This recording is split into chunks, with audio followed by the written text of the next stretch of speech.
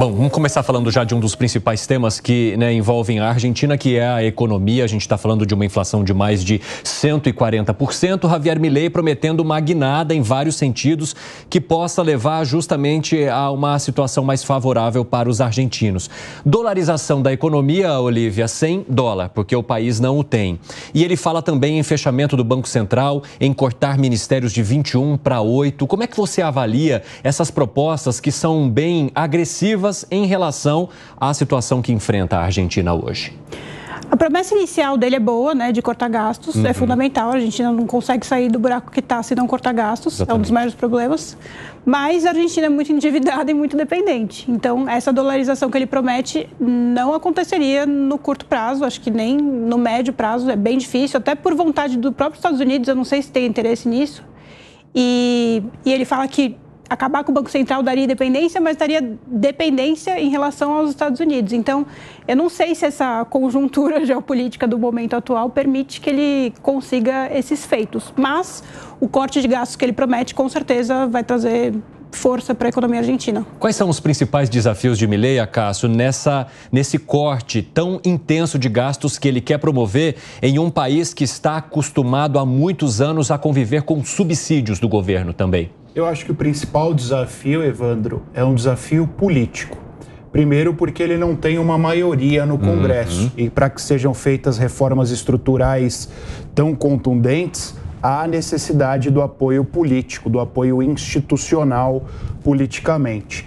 Em segundo lugar, a dificuldade da população. Nós já falamos aqui inúmeras vezes, a Argentina enfrenta problemas políticos, econômicos, aliás. Estes problemas econômicos reverberam problemas sociais, o que torna a população dependente destes programas sociais e torna o problema da Argentina uma bola de neve. A necessidade da intervenção social, que gera problemas econômicos, que gera problemas sociais e assim sucessivamente. Agora, sim, eu vi uma análise sobre essa questão da falta de apoio político ali no Congresso e que haveria uma situação um pouco mais difícil em relação a Javier Milei, se a gente comparar, com pessoas que são comparadas a ele, como Jair Bolsonaro e Donald Trump, justamente por conta da situação que ele está pegando o país. Então, Jair Bolsonaro pegou o país depois de Michel Temer, que fez algumas reformas importantes e entregou o Brasil de uma maneira mais organizada. Donald Trump nos Estados Unidos também não há muito o que dizer. Agora, por outro lado, o Javier Milei, ele teve um apoio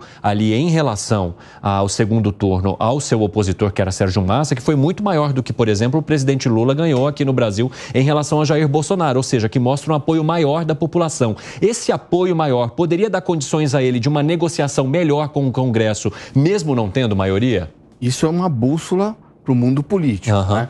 E os deputados costumam caminhar junto com o sentimento das ruas. Porque aconteceu um recado importante, porque no Congresso, o kirchnerismo, o peronismo, teve uma queda brutal do número de deputados, como teve o PT com a Dilma, na eleição que a Dilma, com o negócio do mensalão, a Dilma muito ruim, o PT perdeu muitos deputados, como a esquerda perdeu muitos deputados lá na Argentina.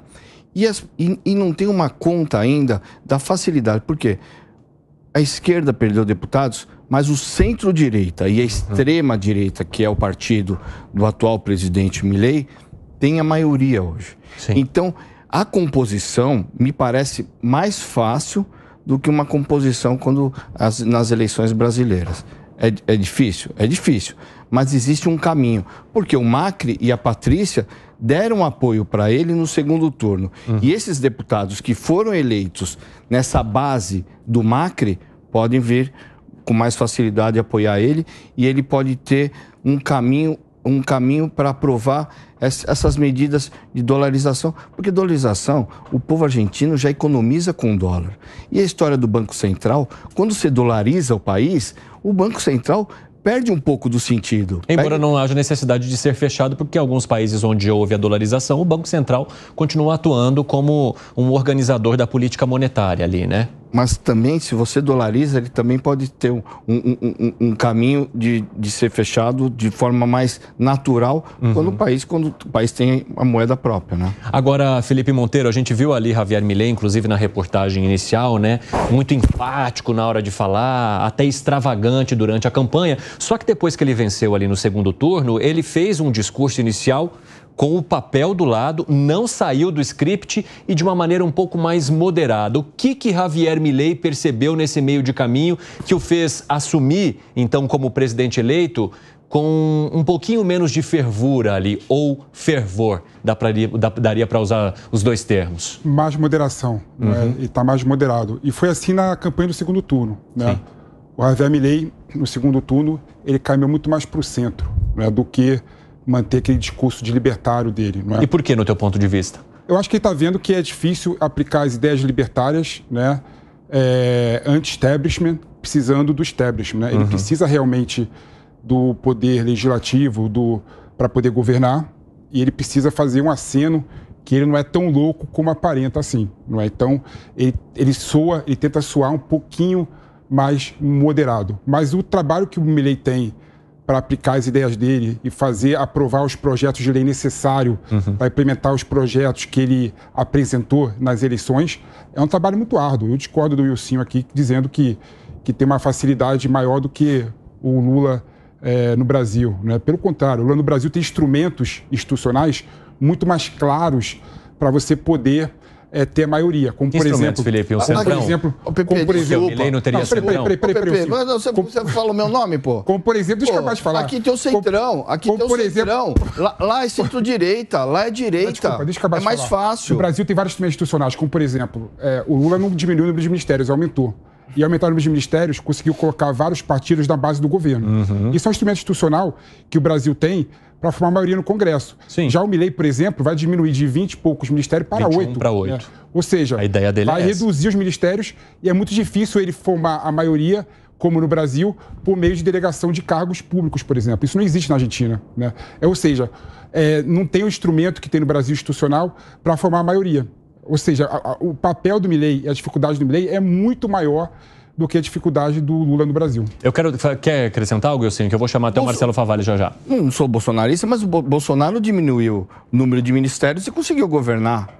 O que você precisa é habilidade política. Mas lá, volto a dizer, aqui nós temos Centrão. E para você atender a todos os desejos, você tem mais dificuldade. Lá você tem, na sua maioria, a extrema-direita e o centro-direita, que já apoiaram ele no segundo turno. Essa é a sua análise, não é assim que funciona. Turno. Por exemplo, o Arieta, que é prefeito de Buenos Aires e aliado com a Patrícia Bullrich, era muito mais pró-Massa do que pró-Milei. Ou seja, mesmo no partido que deu base eleitoral para o Milei, não é todos que vão para o lado do Milei, não. Quer falar em províncias?